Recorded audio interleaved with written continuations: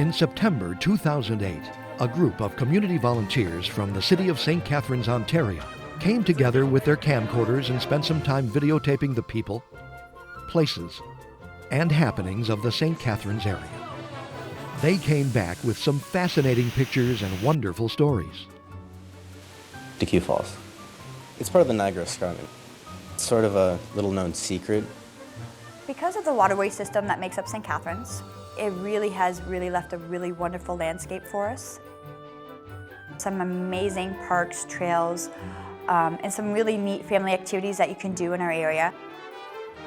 St. Catharines is a city of choice. I've looked around at a place I wanted to retire to, and this is the city for me. This is Our Town, St. Catharines. Funding for Our Town, St. Catharines has been provided by the Furniture Gallery, family-owned and operated, serving the Niagara region since 1975. Furnishing and design leaders in our town and your home. Located beside the QEW at the Garden City Skyway. And by the members of WNED. Thank you. My name is Peter Secord. I'm a longtime resident and city councillor here in St. Catharines. I am proud to tell you that the wine festival here is my topic and something that we all here in Niagara love and enjoy. The wine festival is the homecoming for most people that leave St. Catharines, as well as the annual party that we have here in town. It's our most community-attended event in St. Catharines. It's always the last 2 weekends of September. There's over 100 events, some of them more formal than others. The biggest thing is the parade. Kicks off at 11 a.m. on the second Saturday of the event. You're going to see people talking and clapping. You're going to hear music. Cotton candy vendors, and there's popcorn vendors. You'll see those fellas on the street with their carts pushing them along. They'll stop pre-parade and work their way through the crowds and sell the kids candies and popcorn. And it makes it a festival atmosphere. The 57th annual Niagara Grape and Wine Festival Grand Parade is underway. It's a very exciting experience, and everybody, there's dancing in the streets. It's a lot of fun.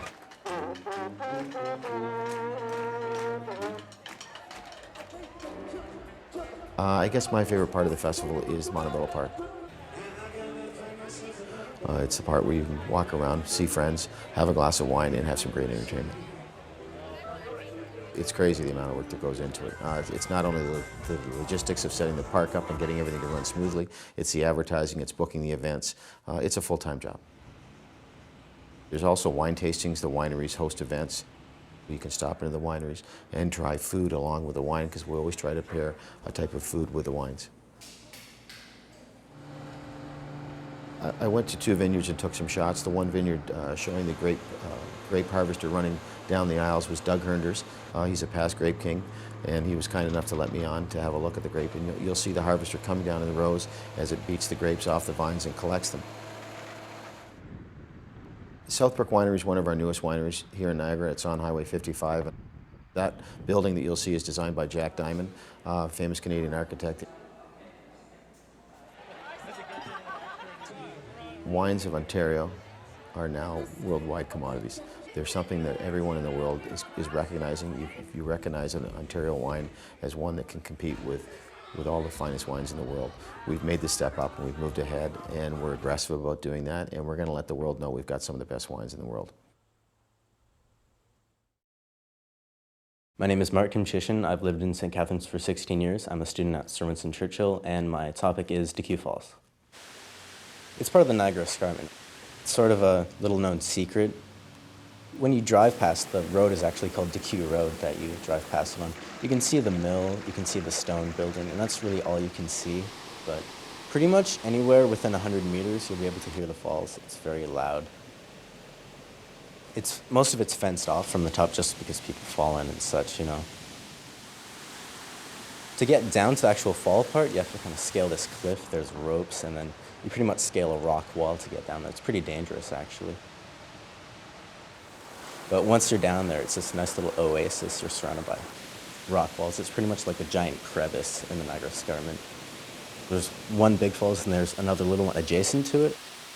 Just the fact that you can actually go under the falls, you can go into a little spot behind the falls, it's very interactive, you could say.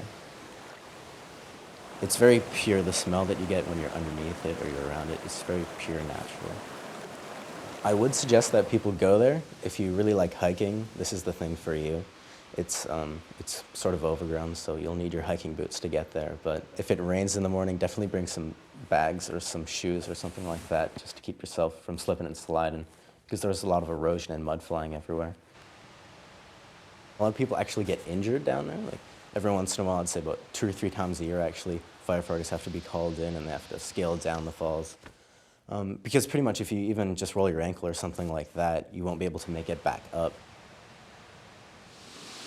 A lot of people have been to Niagara Falls. You can go on the Maid of the Mist and go right by the falls. But to really experience a waterfall, I think you actually need to be beside it, to be in the waterfall, to really experience the true essence.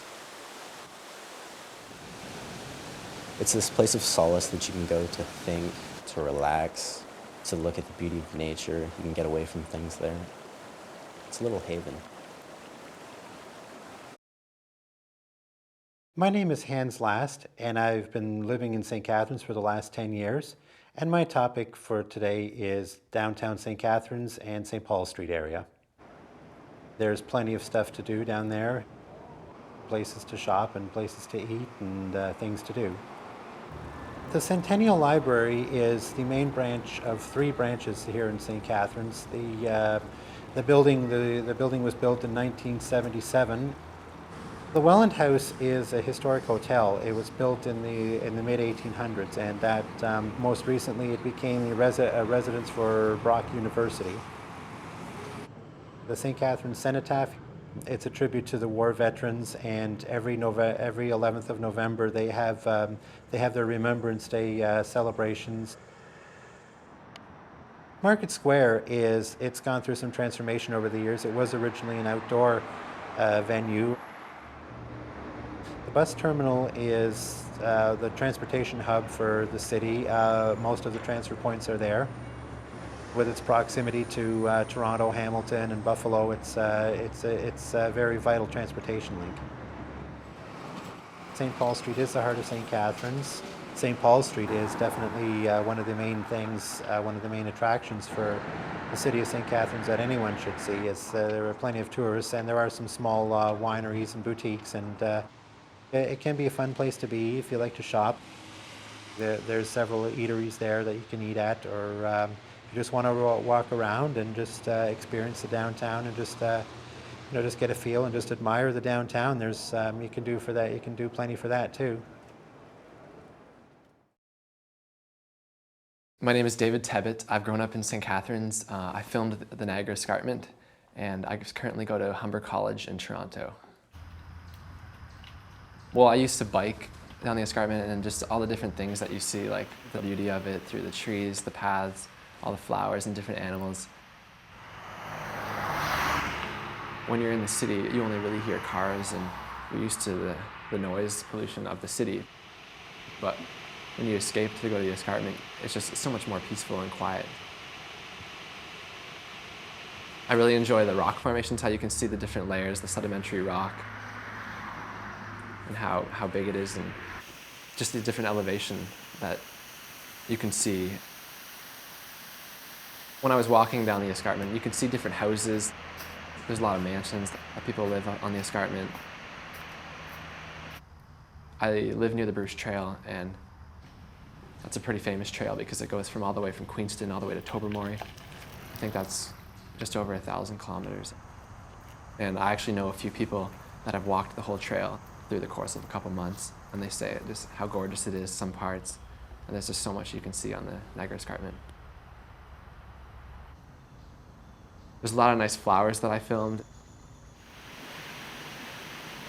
There's also a stream, and it was just nice seeing the different waterfalls, like little waterfalls. And you can see like fish in there, and just a whole bunch of nature.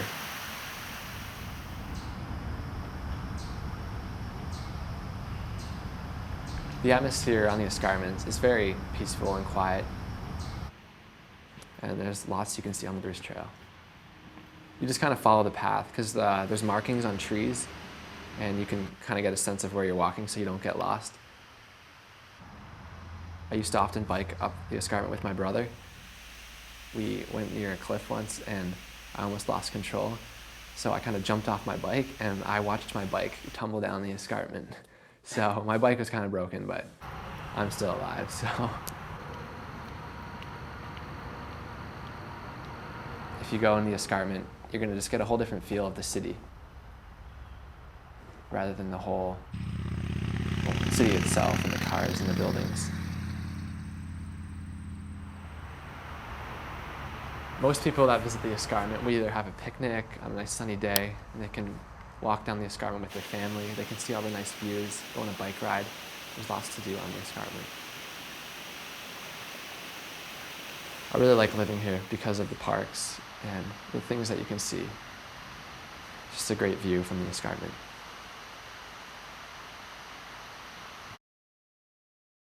Hi, my name is Victoria Gazzellone, and I've lived in St. Catharines for over 20 years, and my topic is the farmers market.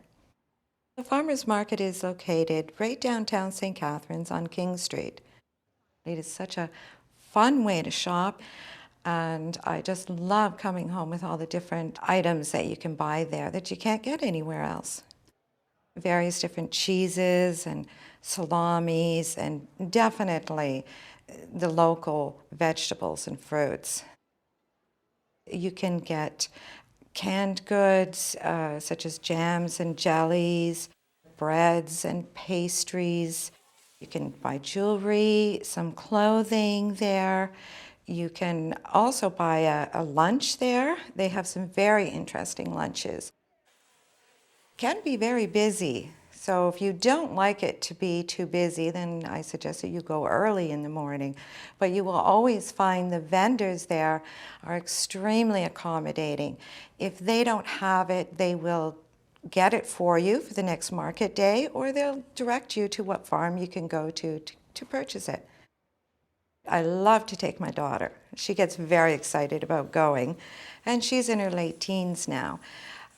I also like to go by myself with friends. It doesn't matter. You feel so good when you're there, and I think it's because everyone's so friendly. You'll even see young men there shopping for flowers. You will see people from our local restaurants buying their fruits and vegetables for the day that they're going to use in the restaurants. My favorite part about the farmers market, I think, is just that it's a lot of fun. It's the hustle and bustle. It's to see what I can get down there today. Who's there today? What do they have? It has been there since the 1800s, and everyone that I know has always shopped there. I have always shopped there, and now I take my daughter there. Hi, my name is Arlene Sawicki. I was born here in St. Catharines, and my topic is on churches. There are so many different religions and the churches to go with them in St. Catharines that I couldn't get them all, but I tried to get a fair assessment of different architecture and their religious backgrounds. St. John's is a Ukrainian Catholic church. It's a modern church. I was in luck because they were just finishing a morning service, and I got the priest in his full regalia. And they do have a bakery at the back of the church. It's open all the time. And oh boy, can you ever get good cherry pies there. St. Cyril is a more traditional Ukrainian Catholic church. It looks like a castle to me, and always has. And I have never been in the church until last week. Very traditional, Greek Ukrainian. I took pictures of the two side altars.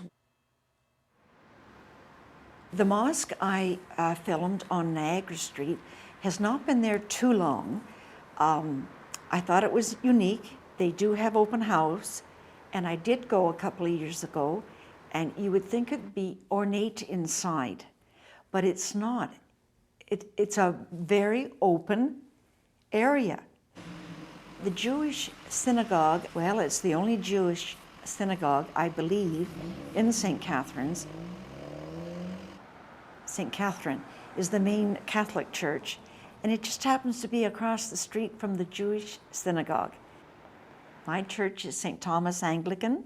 It's on Ontario Street. It's across from our main Montebello Park. The half moon, I call it, glass doors, they're very thick. They do keep out most of the sound. It's a beautiful church. It has a very tall spire. At the top is where the bells ring. And I did get the privilege of about 3 years ago to go up the winding tower and pull the cords. And boy, that's a lot of work. The B&E Church is a small little church. It's on Geneva Street. It was part of the Underground Railroad. The churches in St. Catharines, they're not all very far apart. I mean, you could almost walk from church to church, no matter what denomination. Churches are good for everyone, everywhere. I think we all need churches. And I found my home at St. Thomas's. And there I'll stay. Hi, my name's Alex Wynands. I've lived in St. Catharines 35 years, and my topic was Happy Rolfs Bird Sanctuary and Petting Zoo. Happy Rolfs is a great place for families, and it's a great place to bring kids. My 2-year-old really enjoys it.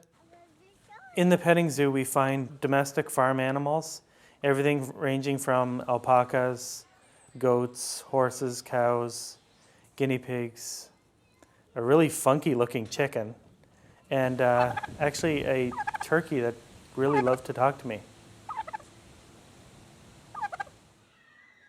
There's no admission charge. There's a playground, there's trails. Petting zoo is actually a really good place for families because they can actually interact with the animals. And there is feed available. And the goats are always an extremely popular animal at the zoo. Feeding the goats really makes the kids really happy.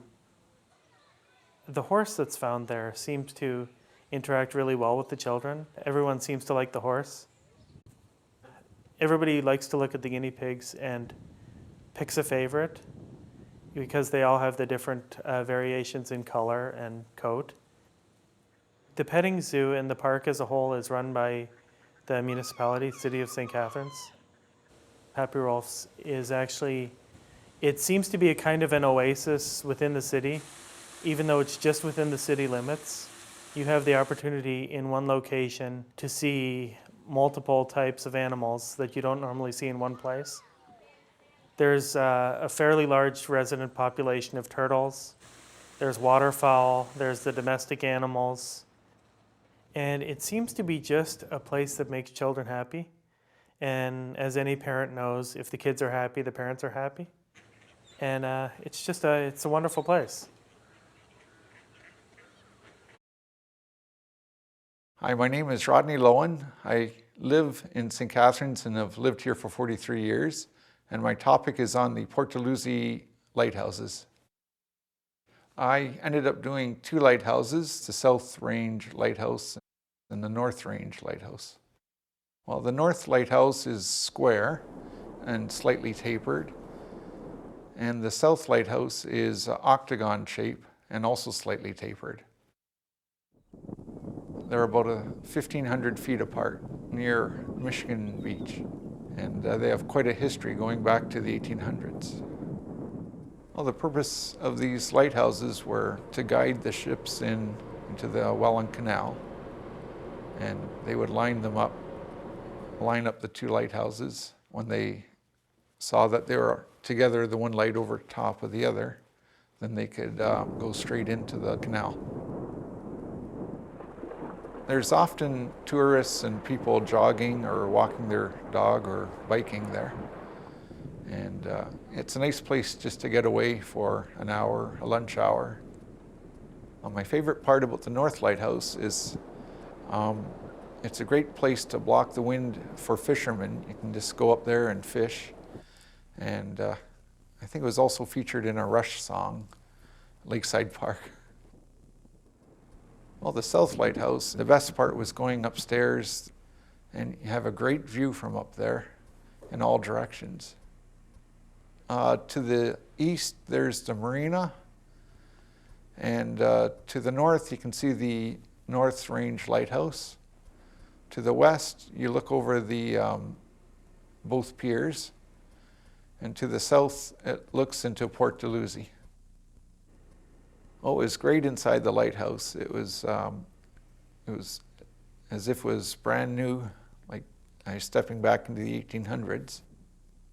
I've always seen it just from the outside, but just to actually be inside, that was great. Oh, it felt fantastic, top of the world. It must have been one of the taller structures back in the 1800s. When I was a child, it was always nice just to see the lighthouses there and take a stroll on the pier. I believe these lighthouses are standing strong, and they'll probably be around for another 100 years. They hold a history, and I want to bring a bit more exposure to them. My name is Michael Donaghue. I've lived in St. Catharines for 8 or 9 years, and I want to tell you a little bit about Montebello Park. Montebello Park is the sort of major downtown park in the city. The property there was owned by a gentleman named Merritt, who bought it because it reminded him of this place in Italy, this town called Montebello in Italy. He built his house there. He began to build his house there.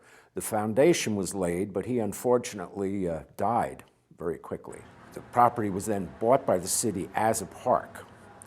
It was designed by Frederick Law Olmsted in about 1880, the gentleman who designed Central Park in New York.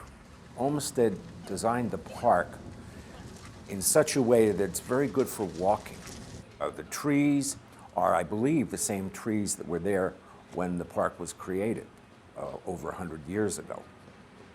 There's a very large pavilion there that's used all the time for concerts, for dances, for exhibits, art exhibits, that sort of thing. There's always something going on in the park. It's pretty much the center of the city in terms of social gatherings. There's the wine festival, which brings literally thousands of people there to eat, drink wine, and listen to music. There's a peace festival in the summer. There's a rib fest, if you want to come and eat ribs from all over North America. If you've got a hunger for ribs, come to the park. All kinds of social occasions, weddings. There's a band shell, and there's a band that plays there every Sunday night in August. Kids play there every summer, and I think it's a very nice environment for children to grow up in. I think it's a place where you can go and sit and really find peace. Nice, peaceful, quiet way to spend an afternoon. My name is John Topping. I go to school at Niagara College in Wynands, taking film and broadcasting, and my topic is the Welland Ship Canal. The ship comes from Lake Ontario in St. Catharines, and it goes through the whole canal system so that they can bypass Niagara Falls. It's basically a ship being lifted from the bottom to top of Niagara Falls, but in a different place. I just find it amazing that they actually get the whole ship up that incredible height. And it ends up in Port Colborne and ends up in Lake Erie. It goes through 8 locks to get through there.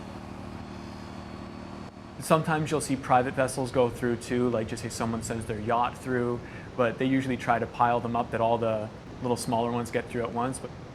But the ships are huge. Like if you see the size of the locks are enormous and they barely fit. There's a path that goes alongside the canal. People bike along it, people rollerblade along it. I've gone for walks when I was in Bible school. We would walk through there and do our prayer through the canal, through the path.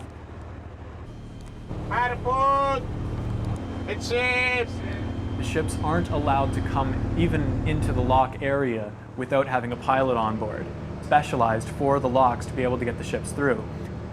You have to boat him out to the ship in the middle of in the lake, get him on board, and then they're allowed to come into the locks. And he has to be on there the whole time. And he's not allowed off the ship. until the ship is in the other lake.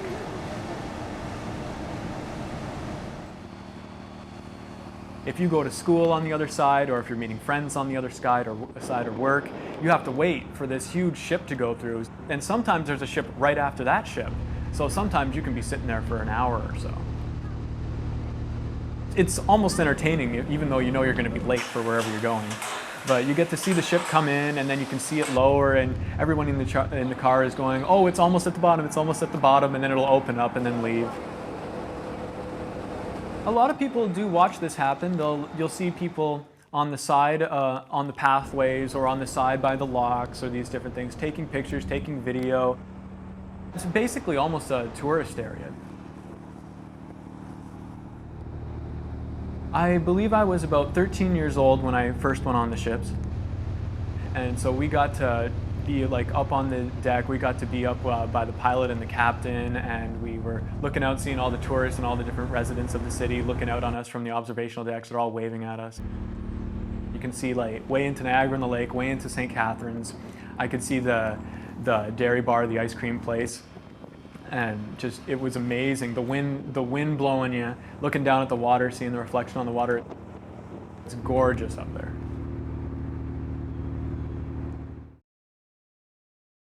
Hi, my name is Maria Grande. I've lived in St. Catharines since '92, and I'm a physician. My topic today is going to be about restaurants.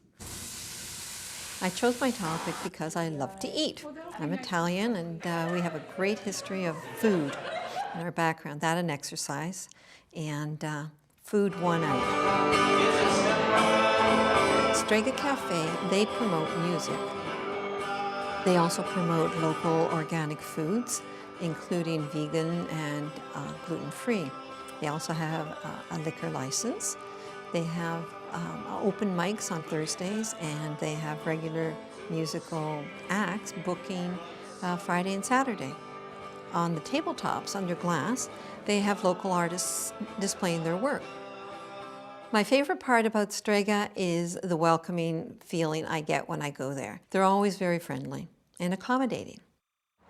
The Pan Cafe I chose because it promotes, the restaurant promotes an awful lot of local artists on a larger scale.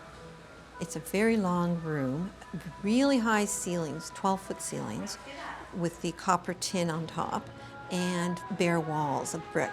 Very striking restaurant, lots of light coming in from the back. Even though it's a long room, it's very, very bright. Very, very fresh food. Food that's probably been delivered that morning. She can tell you everything that's in her product, and so can the servers. We serve healthy, delicious, all-natural food, breakfast, lunch, and brunch. My favorite thing about Pan Cafe is that I know when I eat there that there's not going to be chemicals in it, that it's not preserved, that it's not from a package or a can. I know that the food will be as fresh as possible, cooked that day, and cooked by someone who actually cares that I eat well. The Wellington Court Cafe is very different from the other two restaurants.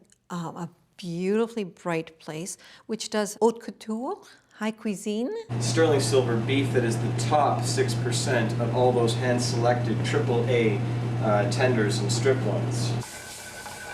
You don't get an awful lot of sauces, so it's not heavy. And we do very little to these things. We want to respect the ingredient. It's a beautiful old home with a big, bright, welcoming orange sign and big orange dried reeds in the windows, so it catches your eye. It's very attractive. The Spice of Life restaurant and tea room, they do a high tea. The owner, Sue, she's from India. She produces Indian flavor food, fusion food to multicultural people. She will do mussels, she will do meat, she will do vegetables. So she can be vegan, she can be gluten-free. Even her pizzas, you can get gluten-free pizzas or vegan pizzas there. But the high tea is what I really, really found spectacular about the Spice of Life Tea House. Having done this project has led me to have a different appreciation for the hard work that I suspected occurred when you run a business, because each of the restaurants I profiled are independently owned, and that was another reason I chose them, is because none of them are chain restaurants. I learned that the people who own these restaurants are committed to food, to health, and I learned that they care about where they live. Hi, my name's Don Rickers, and my topic is Ridley College in St. Catharines, Ontario.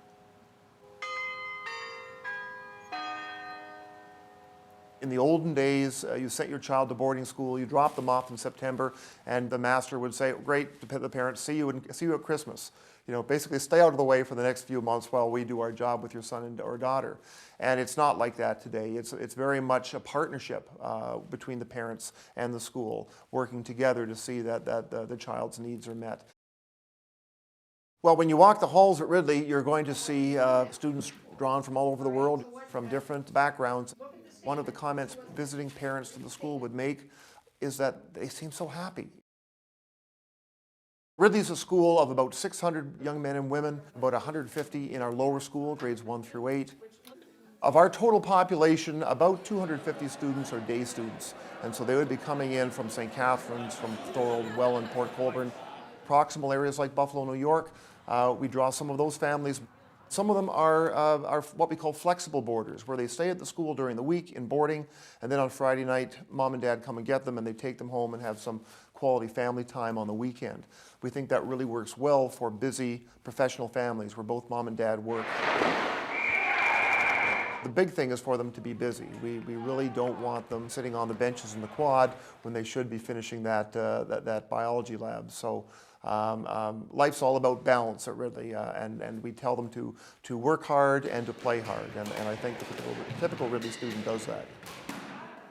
Some fantastic teachers. There's a lot of multitasking that's done by the faculty. The hours are long, but they're very good rewards, and that's why we lose so few teachers at the school. Just great people who love their kids and appreciate the talents that they have, the gifts that they have, and wanting an environment for them that's going to develop those talents even further. Ridley is one of Canada's great schools. The achievement of our graduates, the curriculum and the programs at the school, it's just a great experience. My name is William Moreau, and I've lived in St. Catharines all my life for 16 years. And my topic is St. Catharines rowing. Rowing is such a popular sport and it is growing faster every year. There are more kids who just want to get in shape, and it is a really great way to really learn commitment and other things. The St. Catharines Rowing Club, it's been around for over 50 years. We do practice every morning, and even on the weekends, we go to Brochu University and train. The Henley is one of the most talked about races. Crews from all over the world know about it, and they all come every year. Even though I haven't really won Henley yet, I do have family members, and I've known a lot of people who have, and just the opportunities that come up after it is just amazing, because there's always people from universities and colleges there just watching you. When you're rowing in a race, as another crew would pass you, you just feel more and more tempted to just go even harder and harder just to pass them. You can really feel the excitement coming along that what you've been working towards all year, it's actually starting to happen. Just being there with your friends and your crews and just having fun.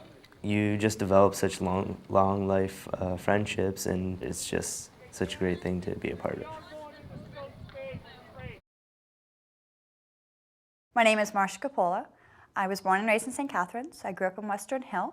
I currently live in Thorold, and my topic is family activities. Because of the waterway system that makes up St. Catharines, it really has left a really wonderful landscape for us. Some amazing parks, trails, and some really neat family activities that you can do in our area. Boating, the hiking, the fishing. Wiley's Juice Factory, which is a local farm. A lot of kids drink it around here in the schools. You can go and visit. They can see how the juice works, how the grapes are picked. It's not just juice coming off the grocery shelf. That, it does come from somewhere. It does get made by something, and I might appreciate it a little bit more. The Grape and Wine Parade was amazing. The kids loved it, with the bands, the clowns, the Shriners, the different floats.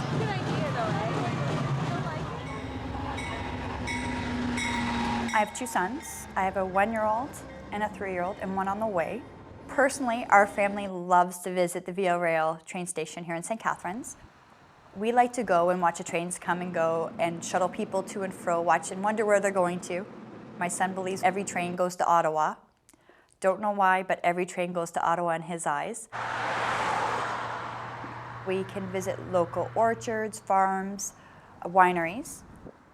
The pumpkin farm every September. The schools usually take all the children, but my family, we do go every year. You can do the corn maze, pet the bunnies, they have train rides, they make really elaborate displays out of pumpkins. You can visit our local canals, and you can watch enormous freighters go through the canal lock system. You don't have to be rich to be able to partake in stuff in St. Catharines. You could really have a lot of fun with your family at no cost. My name is Mitchell Buchanan. I'm a grade 12 student at Sir Winston Churchill Secondary School, and my topic is the St. Catharines music scene. There's a lot of different types of music. Punk bands and metal bands that a lot of people my age go to. There's easy listening like the Niagara Men's Choir, and then stuff for all ages up at the Brock Center for the Arts. They put on a lot of different shows up there. The Sean O'Sullivan Theatre is a part of Brock. It's integrated right inside.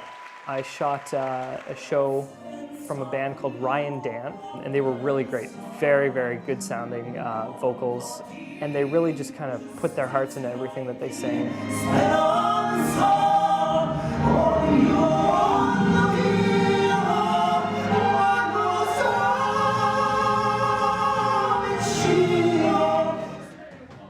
L3 is down on James Street by our central library, right in the heart of downtown. It's more directed towards people my age and a little bit older. There's lots of live rock bands. We had a couple rap bands there, and then sometimes there's club nights because it's also a nightclub.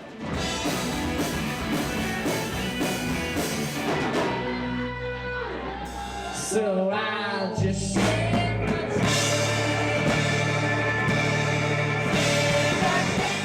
Spiral Beach, been touring for a while now. They played at Sunrise Records in the Penn Center here, which was really interesting because that doesn't happen a whole lot. So they had speakers and their instruments set up just in the corner of the record store, at the front of the record store, and they just played a couple songs, and they sounded really good. They're very tight with their vocals, but they definitely got the attention of the people in the mall. In St. Catharines, there's a lot of people who listen to a lot of different music. If you were to take people's MP3 players off the street, you'd notice a really, really broad range of music. It almost creates a soundtrack to the city. It never has to be just one genre, one style of music. It can be whatever you're listening to or whatever's playing, but it always, shows St. Catharines for who it is.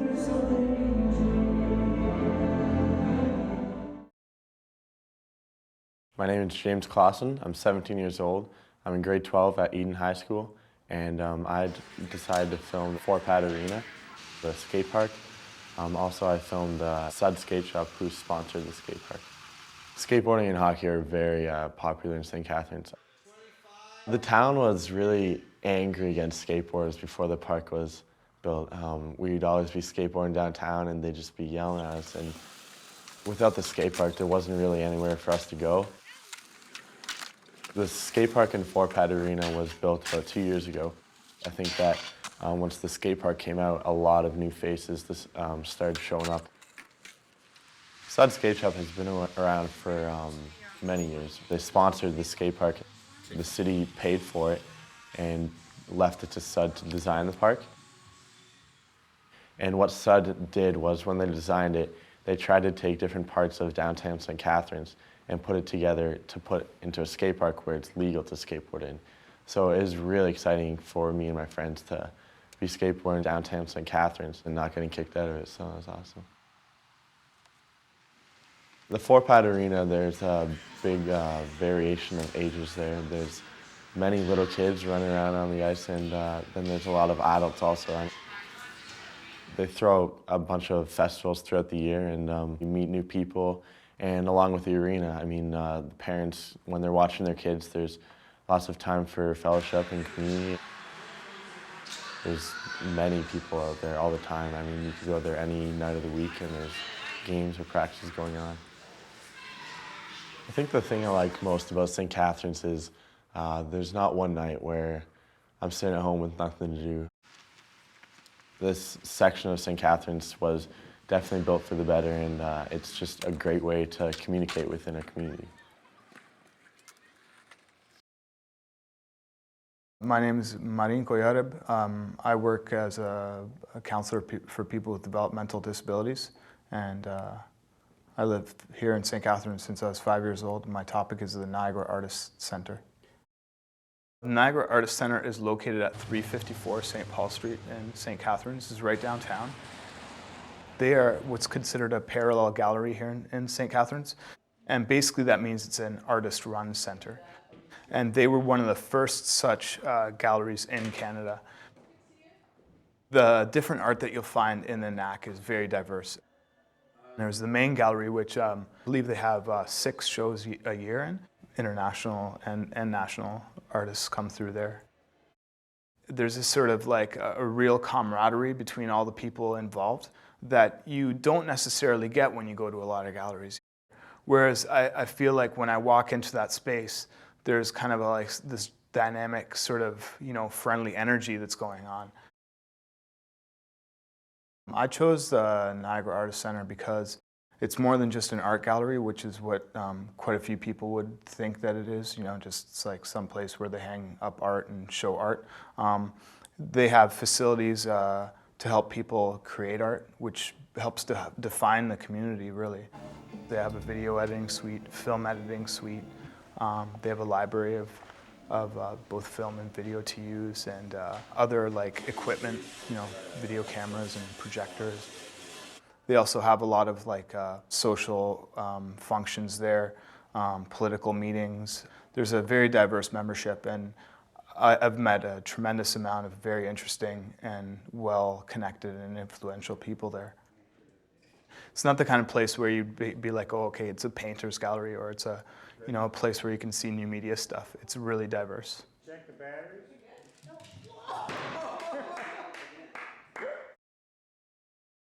My name is Henry Banic. I'm a salesperson in St. Catharines here, and my topic is 12 Mile Creek and the origins of St. Catharines and how the city began. 12 Mile Creek was such an integral part of the start of St. Catharines. The water source and the flow of 12 Mile Creek had lent itself quite mechanically to the days of the flour mills. And they needed to actually get more water in because during certain parts of the season, the water would go down. And thus began the idea of building a canal. William Hamilton Merritt, he's one of the founding fathers of St. Catharines. He started the Welland Canal. And the economics of it actually increased the populations of the area. 12 Mile Creek generated a lot of wealth from the water and generated and sustained life in this area. Water, it feeds your vegetation and farmland, which was found that the vegetation in the soil was very rich and you can grow a lot of fruit and vegetables and live off the land. I take my children down into the trail paths throughout and alongside 12 Mile Creek. We met some friends there actually. And my children actually enjoy it very much. Some of the older and the senior citizens know of the importance to the growth of St. Catharines and how the city began. But some of the younger folk, not too well aware of it. Which my interest in our town is to take this up and we have something documented, our town and how it originated, and to show a little more deeper appreciation of 12 Mile Creek is quite interesting. Hello, my name is Denise Brochu, Hello, my name is Jerry Smee. and our topic is the Bridge Center of Niagara. The center has been in existence since about the year 2000, and we have over 400 members, and we have about 16 games a week, and we have people ranging in ages from their 30s up into their 90s. If you don't know how to play bridge, we'll teach you how to play bridge. And if you want to learn, this is the place to learn. It's a very intellectual game.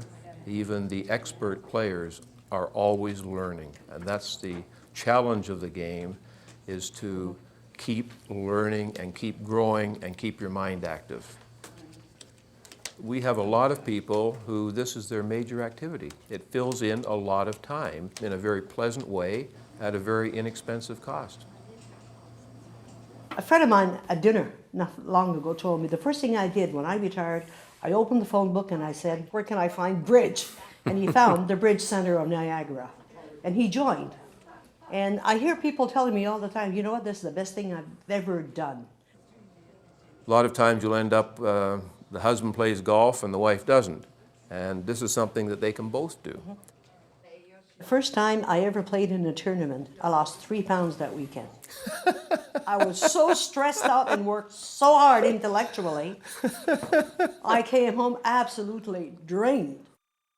Your memory, your deduction, your logic. Yep. It is. It's all of that.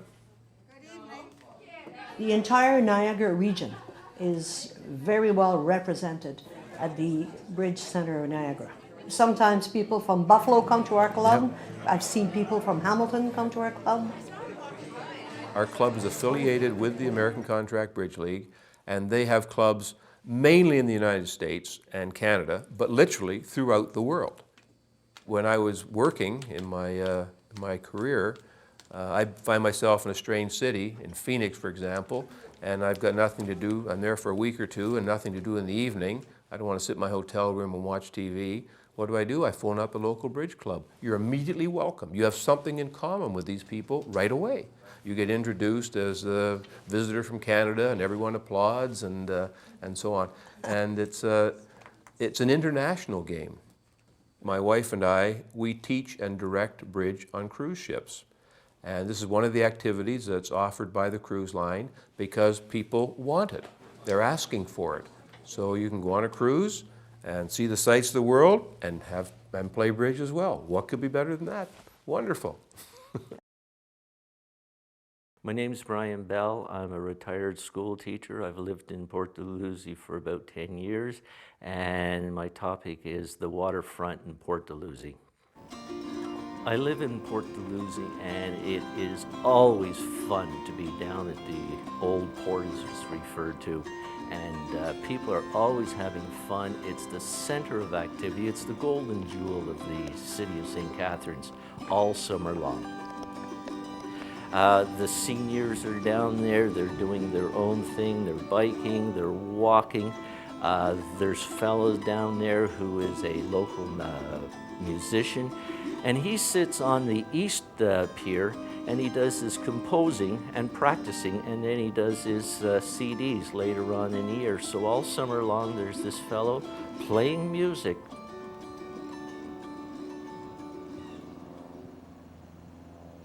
The beach all summer long is full of people, and normally the water conditions are excellent for swimming.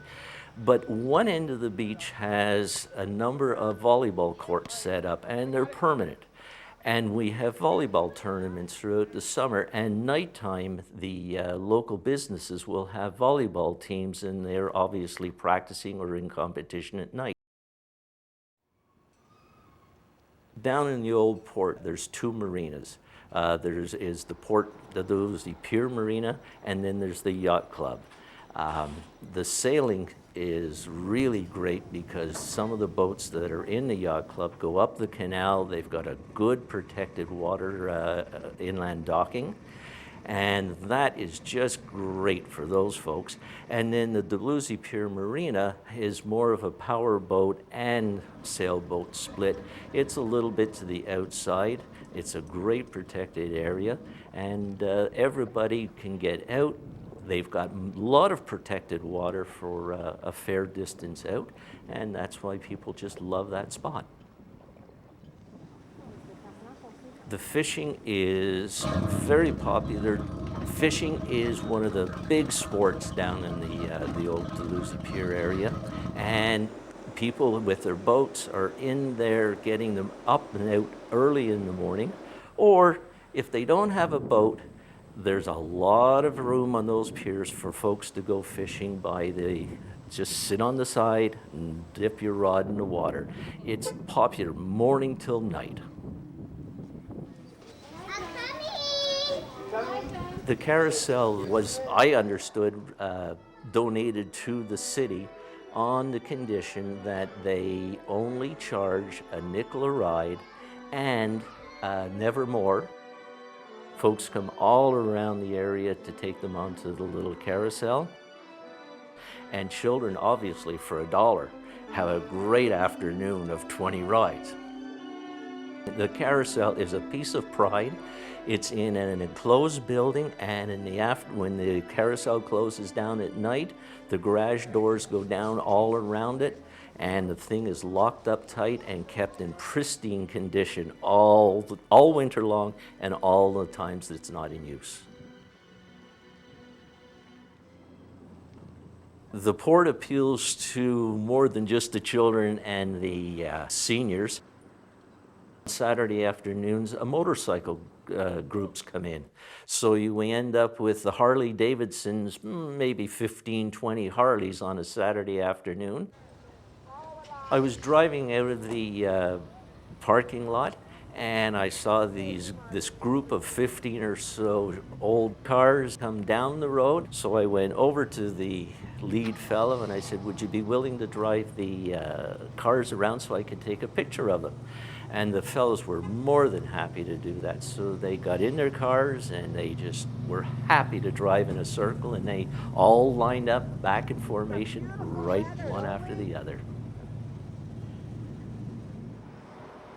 There's other places for quiet dining in nice little flower gardens.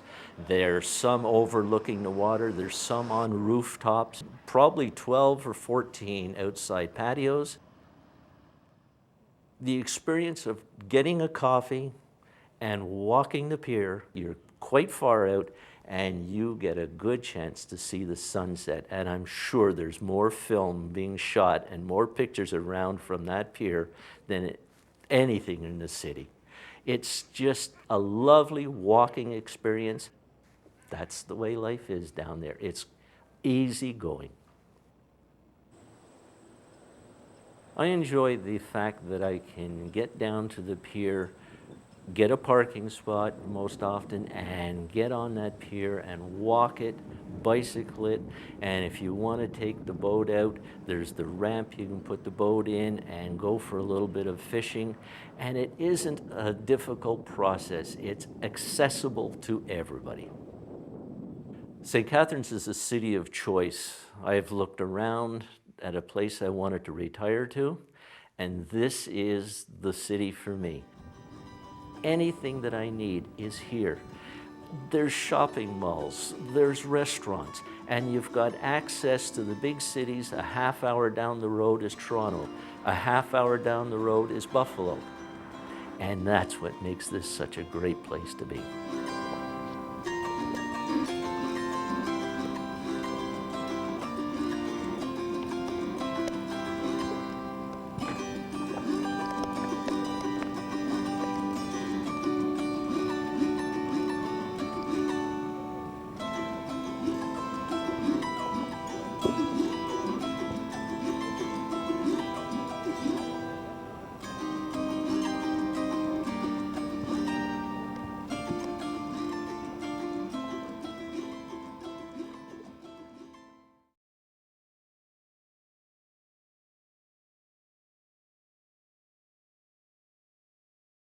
Funding for Our Town St. Catharines has been provided by the Furniture Gallery, family owned and operated, serving the Niagara region since 1975.